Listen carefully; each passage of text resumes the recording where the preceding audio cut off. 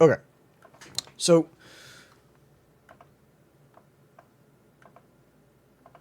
something that is really tough when describing the kind of problems I'm trying to address is you're talking about all kinds of different topics, contexts, data types, domains, whatever it might be. And so you have to generalize to the nth degree, which makes it really difficult to share this kind of stuff without it feeling intangible. So let me just walk through the slides that I made. They're not slides, they're just notes for the meeting. And then Bunny what I Barlow just has drew arrived. here. Hey, Bunny. So this kind of comes on the tail of the video I just posted regarding I2I. But the meeting that I'm having coming up is going to be focused on the database stuff. And so I wanted to kind of lead and motivate that with you guys before going into this discussion so I could share my thoughts. So, the end of the discussion of that was, concluding that we have too much unlabeled data spread across different disconnected servers, interests. And the problem is that we need to do inferences that require these things to be connected, right? And so we ask ourselves, how much time is being spent by scientists just trying to find this information, the relevant work, the data, the collaborators, frankly, most of the time. How could we make end-to-end pipelines without having to significantly improve the fully unsupervised methods, which as we showed aren't quite there yet and probably will never be just given the way that they operate. And what kind of fundamental mechanisms are we missing by kind of rarely integrating those different data domains? I finished two of these, kind of identifying the problems that we're trying to discuss here. So, how do we make data and inferences connected? How do we trace scientific lineage, so the heritage, the references, all that? How do we integrate the qualitative, the language descriptions of the inferences, the papers, with the source data? And how do we trace that path from the input to the output? How do we track the analytical methods and relation and how it relates to the output other than just what they're saying? Oh, I used this, blah, blah, blah. What kind of tools, what kind of collaborators, what kind of unique methods are they using? And how do we encourage them to provide all that context? Because frankly, even the best papers don't tell you all of this. And then how do we store and access that data? What's the infrastructure? How quick is it? How reliable is it? And most importantly, how well organized is it? How do users interface with it in order to get access to what they need? So I propose that Nation technology could help enable automated tracking of, heritage technology, collaborators, references, things of that nature. We could trace language about data to its source and its analytical methods. We could store and process hundreds to thousands of petabytes in a distributed manner that provides stream quality access and immutable records and metadata. And it's not just going to be keyword derived, right? So you can use a multi-layered pipeline that uses different kinds of models where they best fit the domain or the modality. So how do we make those end-to-end pipelines without having to significantly improve those unsupervised methods? And the supervised methods, as we've shared, it requires an idealized database, which we're talking about building. So we know we don't have the full context yet, and the unsupervised ones are just less accurate, and more importantly, they're less actionable. In order to make one of those models, not only do you have to go out and do something to build up that data set, but if you don't have that data set, then the accuracy of your conclusions can be much more loose, right? A lot of times you're synthesizing data to build inferences on, which it's easy to be skeptical of, invalidly. Data is and will continue to be produced at rates beyond our capabilities in terms of storage and inferences. And this is already the case. We generate so much data that we don't bother storing everything, obviously. However, there is a lot of stuff that we could store that could be valuable that we aren't making inferences on because you would technically have to pay somebody or do the compute or build the model or curate the method in order to do that analysis, as opposed to having a platform and an analytical method that is universal. And there's a certain point of saturation for everything, right? When you get enough data, it's no longer sensical to put in the effort to go through each one by one, and you start changing the way that you process it, right? And then you hit a point where even then you can't hit every pixel, right? So you have to start compressing it or decreasing its modality in one way or another in order to actually do that inferencing. Pulling nuance from data that becomes saturated is really difficult because you either have to be very targeted in what you're inferencing. You say, oh, I'm looking for this particular thing in this vast data set, or you need a lot of compute because you're looking for any kind of thing in a vast data set. And you still need to store everything, right? So you still need to source everything and store it within your organization. You need to find the researchers or the servers to collaborate with.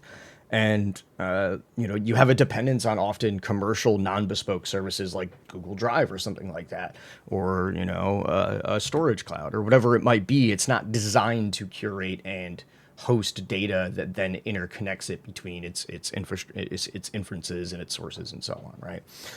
And we do have stuff similar, like there's, you can upload a paper and it'll show you the web of papers related, but that's just doing, word queries on Google Scholar or something like that, right? And we think that we can improve unsupervised methods as we have been, and also improve our ability to track labels for supervised methods. We can add context in the middle of model development or even in the middle of training. So if you're training a model and it's looking at a set of spectra that are associated with this context, and it finds a feature that it's seen in other data sets that are unrelated, but that could be related for a reason. Well, now it's like, okay, let's include this and start training it in our classifiers that we know we can distinguish this, for example, in an automated way. Onboard, on-demand, end-to-end inference pipelines are going to be the key here. And what we want to be able to do is essentially allow the spacecraft to send back the inferences or the targets, not the raw data itself, right? We don't want to have to pay a scientist or somebody in the line at all to have to look at that raw data. Instead, it would be more like, hey, target this specific observation, this set of observations for you to query on, or for us to take action on the fly. And, we can ultimately start filling in the gaps. Like once you have enough context, once you have enough data, you can start to synthesize or build upon that for filling in the in-between, right? If you imagine like a map, if you have, 50% of the pixels of spectra and you've pretty much covered the compositional variability that you can see at a macro scale, then you might be able to suppose that the in-between is this and build a model that, you get my point. So it starts to beget itself. I didn't finish this one, but this is where I had the thought of kind of mapping my explanation of these different methodologies of doing knowledge integration, because that's the key. Is I'm trying to solve how we interface with knowledge, and that requires addressing how we take different data and connect it and build inferences on it, how we create knowledge, right? And so right now we have this sort of process where we have, a spectra, an image, something about its material properties. Over here we have temperature, we have, its reflectivity, whatever it might be. Just imagine of all these different properties or studies, right? And you have researchers working on them in a line, right? And every once in a while, because of something that they've discovered or something that they need to do, they're going to go ahead and they're going to grab, right, other aspects of other research, of other data, right? They're going to go find papers, they're going to find collaborators, right? And they're going to do that up until they find enough information to say, okay, these two things are related, or these data can tell us something. We can make an inference here. We can connect things, right? And then this is how we start to create new information, right? We get to a point where, okay, we have things that are connected. We don't know why. Let's make a hypothesis. Let's answer that, right? So to ask the questions, we are tracing like this, right? And then, okay, we hit this point. Now we got to trace this.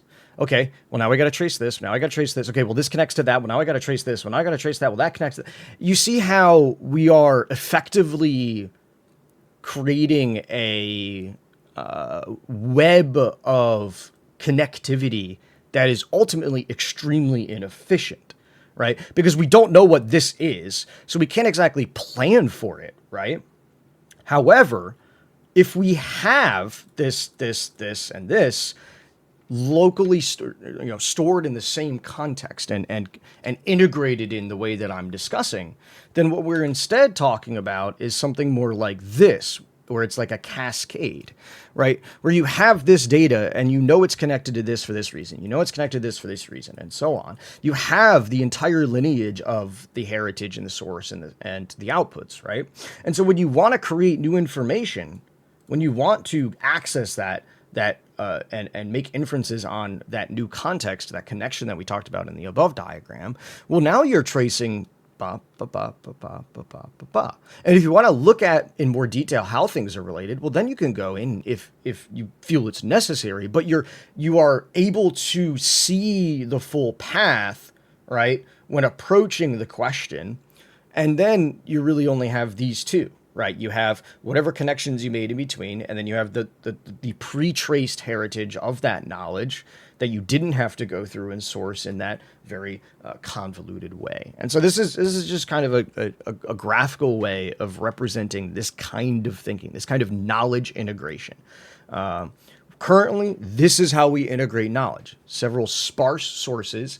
We work on them individually until we figure out that there's connections, and then we build those connections. And then when we write our papers, we're going back through all of that old work, and a good scientist will capture that full web of information and use the best tools available to do so. But ultimately, it dies off at a certain point when it's either not reasonable to keep it within that scope, or you just didn't find it, right? But with this kind of method where you already have that traced down, if you, for example, did come up with something that contested one of the very foundational ideas that we had over here, right?